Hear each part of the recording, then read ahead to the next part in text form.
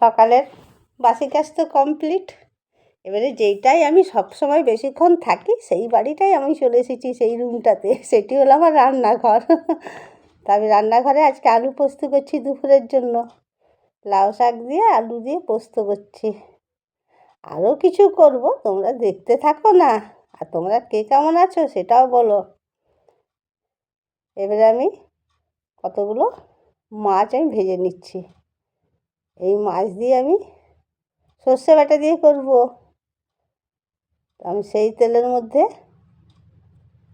কালো জিরা ফোড়নে দিলাম, আর সর্ষেটা আগে থেকে বেটে রেখেছি, সেটাকে দেখো জল দিয়ে এরকম করে রেখেছি, ছেঁকে নেব। কেন সর্ষের খোসাগুলো তো খাওয়া ভালো না, এগুলো হজম হতে চায় না। এইভাবে আমি করে দিলাম। হয়তো তোমরা সবাই এইভাবেই খাও হয়তো।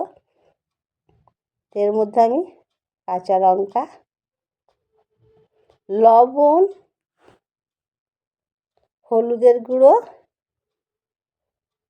পরিমাণ মতন লঙ্কার গুঁড়ো দেবো, যে যেরকম ঝাল খাও।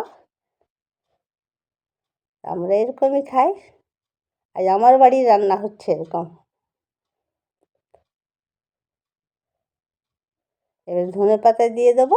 ঝোলটা যেহেতু ফুটে গেছে, উপর থেকে একটু কাঁচা সর্ষের তেল, এইটাই তো সবচেয়ে ভালো লাগে। ওই সর্ষের তেলটা না দিলে ভালো লাগে না। ভেজে রাখা মাছগুলো আমি দিয়ে দিলাম। এবারে আমি নামিয়ে নিচ্ছি। মোটামুটি আজকে আমাদের বাড়িতে এইগুলোই রান্না হচ্ছে। তো দেখো তো কেমন হয়েছে। আর তোমরা কেমন আছো? আশা করি তোমরা সবাই ভালো আছো, ভালো থেকো। আমি এগুলো আমি একটু ঝোল ঝোল রেখেছি, ভাতে মাখিয়ে সর্ষে বাটাটা খেতে খুব ভালো লাগে। তো আজকের মতন আমি যাই, আবার পরে কোনো ভিডিও নিয়ে চলে আসবো। মোটামুটি আজকে দুপুরের রেসিপি আমাদের বাড়িতে এটাই হয়েছে।